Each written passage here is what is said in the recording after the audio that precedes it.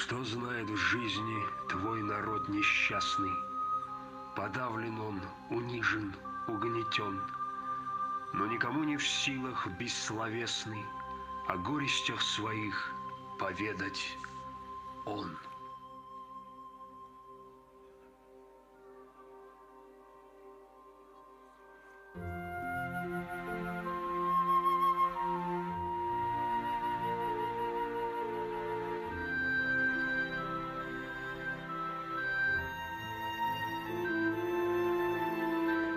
Ажай, а помнишь меня совсем еще маленьким? Ты перенесла много страданий, беспокоилась за меня, переживала. Как бы далеко друг от друга мы ни находились, ты чувствовала меня, словно мы были связаны неразрывной нитью, вскормлены твоим молоком да отцовским заветом, окруженный вашей заботой. Я рос, не зная, что меня ждет впереди. Я учился, постигал науки, выучился языкам. Благодаря отцу я говорил на арабском не хуже, чем на родном кумыкском языке. Я знал турецкий и фарси, знал языки своих друзей, чеченцев и нагайцев, знал русский, говорил на нем. Учился и работал, старался быть достойным сыном своего отца, мечтал. О чем же я мечтал?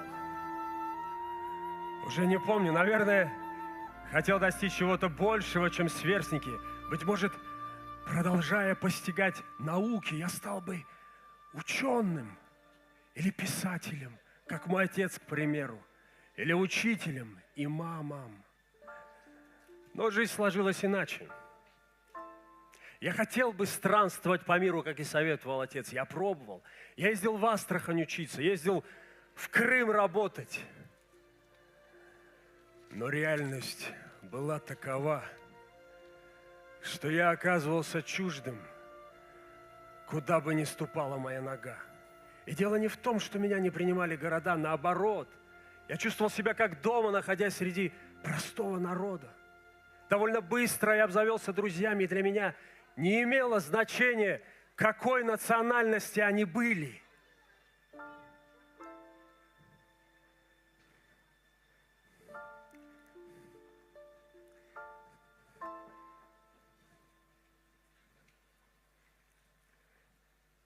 Ажай, а помнишь, как-то я спросил тебя, какой букет ты предпочитаешь? Пестрый, многоцветный или однообразный? Ты ответила: Ала булан яшил, арю яраши, гукнуде кошса, гос камаши. Тогда я познакомил тебя со своими друзьями. Этот чеченец, а этот ингуш. Рядом с ним акушинец.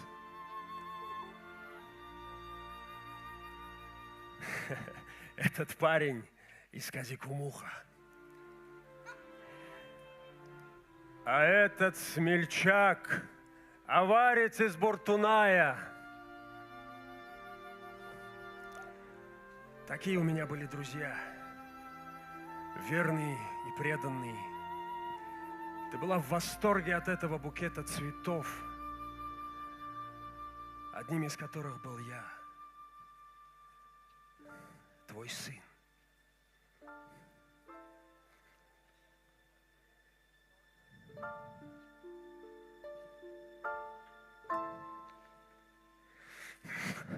Но мир был другим.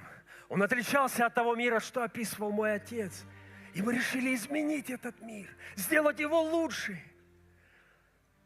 То, что читал мне отец, поучительные истории, которые он мне рассказывал, научили меня светлым, великим вещам, вдохновили и ободрили меня. Его рассказы о пророке Мухаммаде, мир ему и благословение Аллаха, который, кстати, тоже однажды стал чужим для своего народа, завораживали меня. Но ему удалось завоевать сердца людей. Он умел прощать своих врагов, терпел и страдал, но никогда не сходил с правильного пути и не отрекался от своего предназначения. Он боролся с невежеством людей, учил их справедливости, внушал доброту и давал им надежду. И я хотел делать то же самое. Но смуты, война, тирания, невежество и несправедливость – вот с чем я столкнулся. Вероятно, именно о таких временах величайший посланник Аллаха говорил: смуты будут подобны мраку ночи. Они скроют свет истины и собьют людей с пути, которые будут блуждать в потьмах, а сердца их ожесточатся. В это время сидеть лучше, чем стоять, а ходить лучше, чем бежать. Сломайте лук, говорил пророк, сломайте меч. Но не вышло. Я бы хотел начать свою жизнь с чистого листа.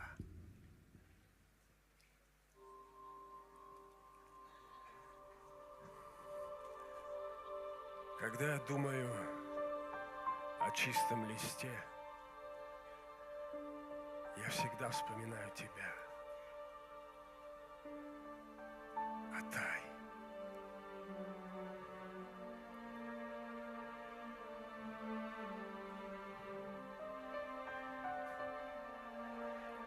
Ты был великим человеком и любящим отцом, добрым и справедливым, с чистым сердцем. Мне так и не удалось попрощаться с тобой, но я все еще хочу так о многом тебе рассказать. Атай.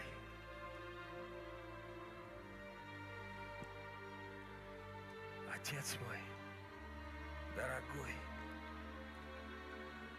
я хорошо помню, как ты держал в руках перо и чистый лист бумаги. Ты много думал, размышлял и, обогнув перо в чернила, начинал писать. Красивой арабской вязью ты выводил слова.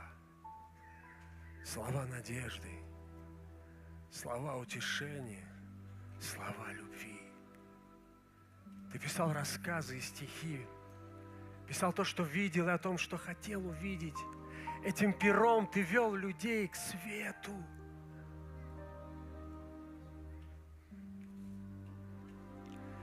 Ты работал в медресе твоего единомышленника Абдул-Вагаба Дыдымова, в котором преподавались богословские знания наряду с естественными науками. Ты выступал за обучение девочек, даже открыл специальный класс для них.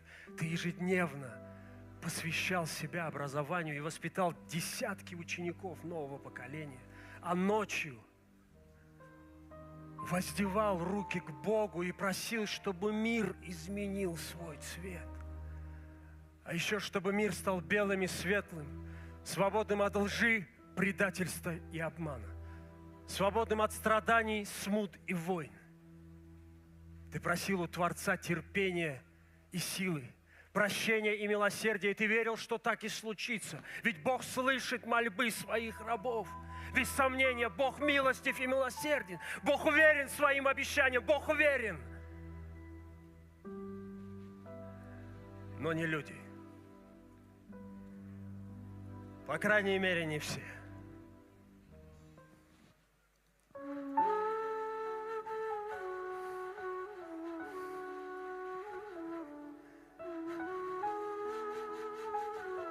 Этот платок называется тастар. Он был изготовлен в моем родном селе Яхсаи, поэтому он известен как Яхсай-тастар. Атай, однажды ты купил его у самых искусных мастериц и решил подарить моей маме. И тогда ты преподнес его ей с такой любовью и теплом, что мама была на 7-м небе от счастья. Она радовалась как никогда. К сожалению, как никогда прежде и как никогда позже.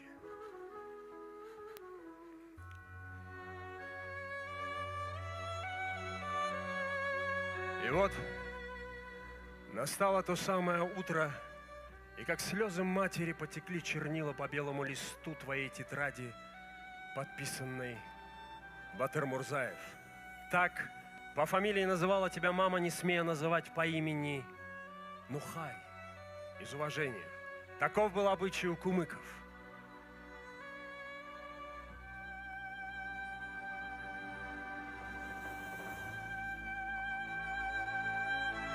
В тот же день ты, мама, сложила два белых крыла и как саваном укрыла отца, а потом и меня,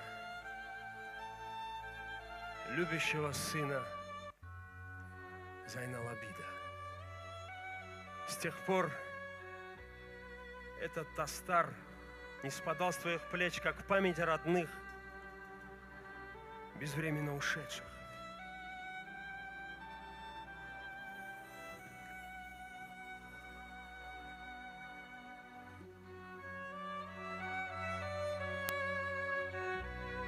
Аджай, Ими, Абам, Анам, я обращаюсь к каждой матери. Простите. Простите нас. Простите сыновей за то, что из-за нас пришлось вам проливать горькие слезы. Простите за то, что мы стали причиной ваших переживаний и страданий. Простите и просите милости Творца. Он верен своим обещаниям. Аллах милосерден, прощает и дает нам надежду.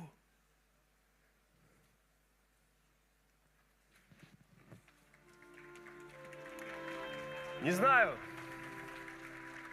оправдал ли я доверие отца, гордился бы он мной, но я точно знаю одно. Отец оставил яркий след после себя и подарил богатое наследие вам, потомкам, в виде этих книг, повестей, рассказов и стихов, хоть и написаны они больше века назад. Прочтите его повести. Бедная Габибат, несчастная Джанбике или Гарун и Зубайдат, Дауд и Лейла, и вы убедитесь, что они не теряют актуальности во все времена. Спасибо тебе, Атай.